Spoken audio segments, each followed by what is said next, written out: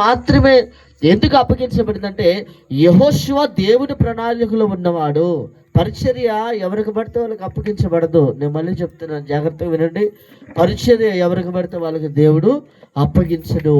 భారం మోసేవాడికి అప్పగిస్తాడు, తట్టుకునేవాడికి అప్పగిస్తాడు, ఓర్చుకునేవాడికి అప్పగిస్తాడు. ఏమంటే నిందలు వచ్చినా కానీ వాటిని సహించేవాడికి మాత్రమే పరిచర్యని అప్పగిస్తాడు. గుర్తుపెట్టుకో, మందిరంలో నువ్వు నేను మళ్ళీ చెప్తున్నాను, చీపురు పుల్ల కదిలించినా సరే, మందిరంలో నువ్వు ఊడ్చినా, పట్టలేసినా, సిస్టమ్ పెట్టినా, లైట్లు కట్టినా, ఏదైతే నువ్వు పని జరిగిస్తావో, ఏ పని అయితే నువ్వు చేయడానికి పూనుకుంటున్నావో దానన్నిటికీ కూడా జవాబు, దానన్నిటికీ కూడా సమృద్ధి అయిన ఆశీర్వాదం, దీవెన, మేలు దేవుడు నీకు ఇస్తాడు. దేవుని స్తోత్రం. అయితే మోషే కాలం అయిపోయింది, మోషే టైం అయిపోయింది. యెహోషువని అభిషేకించారు. యెహోషువ పరిపాలన అంతా ఎలా ఉందో తెలుసా? ఇక మాటలు లేవు, మాట్లాడటాన్ని ఏం లేదు. ఇక తప్పు చేసావా, తప్పు చేసిన వాడిని చంపేయటమే చెప్పాలి. పాపం చేసిన వాడిని ఏం చేయటం? చంపేయటం, తీసేయటమే, లెక్కలోంచి తీసేయటమే. పొరపాటు చేసావా, తీసేయటమే. ఒప్పుకొని క్షమించమని అడిగితే ఓకే, దాన్ని వదిలిపెడితే ఓకే, లేకపోతే తీసేయటమే.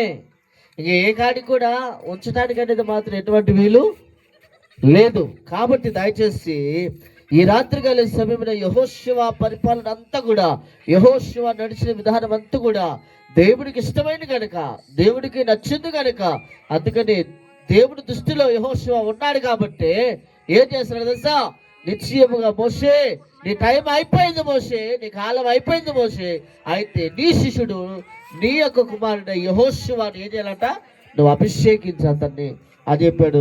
మోషే చేతులు ఏమంటే నిశ్చయముగా యెహోషువ మీద పెట్టి ప్రార్థన చేసినప్పుడు ఏమంటే జ్ఞానత్మ అభిషేకాన్ని పొందుకున్నాడు. పొందుకున్న తర్వాత యెహోషువ పరిపాలన ప్రారంభమైంది. యెహోషువ ఇశ్రాయేలు ప్రజలను నడిపించడం మొదలుపెట్టాడు. మోషే అంతా కూడా బతలాడుకోవడం జరిపింది. ఇశ్రాయేలు ప్రజల్ని అడుగడుకి బతలాడుకోవటం, వాళ్ళతో రాజీకి రావటం, వాళ్ళు ఎన్నన్నా కానీ సైన్స్లో అయిపోయింది మోషే. కానీ యెహోషువ అలా కాదు. ఒక్కసారి ఒక పనికి నియమిస్తే ఇంక నువ్వు ఆ పని చెప్పాలి, ఇంక నువ్వు ఆ పని చేయాలి. చచ్చిపోయేంత వరకు ఇంక నువ్వు అందులోనే ఉండాలి. అందులో ఆ పోస్ట్లో వచ్చి నీ అందరికి నువ్వు ఆ పక్కకు తొలగేంత వరకు, లేదా నువ్వు మరణించేంత వరకు నువ్వు ఆ పోస్ట్లో వచ్చి బయటికి పోకూడదు. ఈరోజు చాలా మందికి పరిచర్య చేయాలంటే చాలా ఇబ్బంది, రిస్క్. కానీ అందులో ఉండే ఆశీర్వాదం, అందులో ఉండే దీవెన, అందులో ఉండే మేలు ఎవరికి అర్థం కావట్లేదు. గుర్తుపెట్టుకోండి, నువ్వు చేసేది దేవుడి పని. ఎవరి పని? దేవుడి పని, మనుషుల పని కాదు. పరలోకమందున్న దేవుని పని చేస్తున్నావు నువ్వు, అంతే. ఆయన పనిని ముందుకెళ్ళటానికి భుజం ఎత్తుకుంటున్నావు, అంతే. దేవుడు అద్భుతంగా మిమ్మల్ని, మీ కుటుంబాలని చాలా పరిశుద్ధాత్మ శక్తితో చాలా అమూల్యంగా అలంకరించడానికి దేవుడు సిద్ధంగా ఉన్నాడు. ఏ రోజు నేను ఆరాధన అయిపోయిన తర్వాత మధ్యాహ్నం పూట 2:30 నేను పొనుకుంటే స్వప్న కళ ఒకటి పడింది. నేను ప్రార్థన చేసి పడుకున్నాను. ప్రార్థన చేసి పడుకున్నప్పుడు 7 ఉన్నారు. 7 కోసం ప్రార్థన చేశాను. ఈరోజు ప్రత్యేకంగా ప్రార్థన చేస్తే వాళ్ళ భుజాలు యాడికి కూడా కొట్టుకొనిపోయి ఉన్నాయి. అంటే దున్నబడి ఉన్నాయి, భుజం దున్నబడి ఉంది, ప్రతి భుజం కూడా. దాని అర్థం తెలుసా? అంటే భుజాల మీదకి పరిచర్య ఎత్తుకోవాలని ఉంది, కానీ చేయగలరు, కానీ ఆ టాలెంట్, ఆ దమ్ము ఉంది, కానీ కొన్ని పరిస్థితులు వాళ్ళని ముందుకి రానియట్లేదు. ఆ భుజాలు కొట్టబడి కనబడతా ఉన్నాయి నాకు. ఏంటి ప్రభు అంటే, వాళ్ళు భారం ఎత్తుకోగలరు, మొయ్యగలరు, తీసుకెళ్ళగలరు, నిలబడగలరు, వాళ్ళు ఎంత కష్టమైనా చేయగలరు. కానీ కొన్ని పరిస్థితులు వారిని తారుమారు చేస్తున్నాయి. అది కుటుంబ వ్యవస్థ కానీ, లేదంటే బయట ఉన్న వ్యవస్థ కానీ, లేదా స్నేహపరంగా కానీ, ఏదైనా కానీ కొన్ని పరిస్థితుల వాళ్ళని గలిబిలు చేసి ఆ పరిచర్యలో నిలబడకుండా చేసే పరిస్థితులు ఉన్నాయి. గుర్తుపెట్టుకోండి, మీరు చేసేది దేవుడి పని, నా పని కాదు. ఖచ్చితంగా తగిన ఆశీర్వాదం, దీవెన, మేలు మెండుగా దేవుడు కలగజేస్తాడు. ఈరోజు పరిచర్య చేయటం కోసం ప్రతి చోటుకి పరిగెడుతున్నారు. ఎవరో తెలుసా? స్త్రీలు పురుషుల సంగతి చెప్పట్లేదు. స్త్రీలు పరిగెడుతున్నారు. స్త్రీలు ముందుగానే పెందల కాడే లేచి వాళ్ళు పనంతా ముగించుకొని దేవుని పని చేయటం కోసం. చిల్లరపేట ఎక్కడుంది? ఎన్ని కిలోమీటర్లు చెప్పాలి? ఎన్ని? 20 అనుకుందాం. పెద్దలగడ లేచి వాళ్ళు పనులు క్లోజ్ చేసుకొని చిల్లరపేట పరిగెడుతున్నారు ఆడపిల్లలు. మహాకుటుంబాలు జరుగుతున్నాయి కదా, అక్కడ పరిసర చేయటం కోసం ఎంతమంది పురుషులు, ఎంతమంది స్త్రీలు భయంకరంగా. ఈరోజు వాళ్ళు ఊరికే పరిగెడుతున్నారా? ఎందుకు పరిగెడుతున్నారు? వాక్యంలో రాయబడి ఉంది, నువ్వు నా పని చేస్తే నేను నీ పని చేస్తాను, నువ్వు నా ఎద్దుకు రా, నేను నీ ఎద్దుకి వస్తాను. అంతే. దేవుడి పని మనం చేయాలి, మన పనులు అన్నీ కూడా సంపూర్ణం అయిపోతాయి. మనం దేవుడి పని చేయకుండా దేవుడి పని విషయంలో కనుక తప్పించుకోవడానికి ప్రయత్నం చేస్తామంటే నీ కుయుక్తి మొత్తం దేవుడికి తెలుసు, నా కుయుక్తి మొత్తం దేవుడికి తెలుసు. ఆయనకి తెలియదంటే ఏది లేదు. ఎంత ఆశతో దేవుడి పని చేస్తామో, ఎంత తపనతో దేవుడి పని చేస్తామో దేవుడు చూస్తున్నాడు పైన. ఎందుకంటే ఆయన అంతరంగంలో ఉన్న వాటన్నిటిని పరిశీలించే దేవుడు.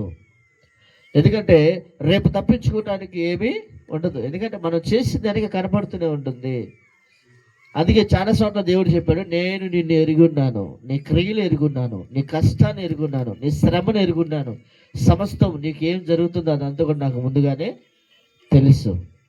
కాబట్టి దయచేసి దేవుని పని విషయంలో యెహోషువ ఎక్కడ కూడా వెనక అంచేయలేదు. దేవుడు చెప్తున్నాడు నాతో, యుద్ధం జరిగించాలంటే చెప్పాలి, రాజు గట్టిగా ఉండాలా, లేదంటే రాజు చుట్టూ ఉన్న సైన్యం గట్టిగా ఉండాలా? చెప్పాలండి, యుద్ధం జరిగించాలి. యుద్ధానికి వెళ్తున్నాం, మనం గెలవాలంటే సైన్యం అంతా గట్టిగా ఉండాలా, లేకపోతే రాజు ఒక్కడే గట్టిగా ఉంటే సరిపోతుందా? రాజు గట్టిగా ఉండాలా? మరి సైన్యం చెప్పాలి, సైన్యం ఏమైపోయింది? సైన్యం డల్ అయిపోవాలా? రాజుదేవం లేదు తెలుసా మీకు? రాజుదేవి లేదు, సైన్యం గట్టిగా ఉండాలి. మన రాజువారు యేసయ్యే. ఆయనకుంటే బలం ఆయనకుంది, ఆయన బలం ఎక్కడ తక్కువ చేయడానికి లేదు. మన రాజు విషయంలో మనం యుద్ధానికి సిద్ధంగా ఉండాలంటే సైన్యంగా ఉన్న మనమంతా ఏమవ్వాలి?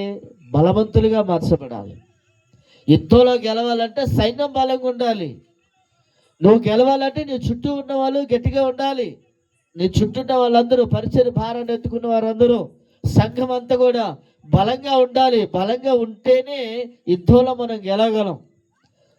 అంటే మన విరోధం ఒకడు ఉన్నాడు. మనుషులు ఎవరు మనకు విరోధులు కాదు, మనుషులు ఎవరు కూడా మనకు శత్రువులు కారు. ఉన్నారు అంటే చెప్పాలి, సాతాను కూడా ఒక్కడే. వాడితో మనం యుద్ధం చేయాలంటే మనం అందరం బలంగా ఉండాలి. చెప్పాలి, అందరూ కూడా ఎట్టుండాలి? బలంగా ఉండాలి. యెహోషువ ఒక్కడు ఉంటే సరిపోదు. యెహోషువ ఒక్కడి వల్ల ఏం జరగలేదు. ఆయనతో ఉన్న వారందరూ కూడా బలంగా ఉన్నారు. ఆయనతో నిలిచిన వారందరూ కూడా బలంగా ఉన్నారు. ఏ పనికైతే నియమించారో ఆ పనిలో ముందుకు తీసుకెళ్ళిపోయారు వాళ్ళు. అందుకని ఇశ్రాయేలు ప్రజలు ప్రత్యేకంగా కనపడతారు.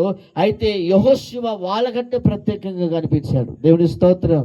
అందుకే యెహోషువ ప్రార్థన చేస్తే 23 గంటలు సూర్యుడు చంద్రుడు ఆగిపోయాడు ఒక పక్క.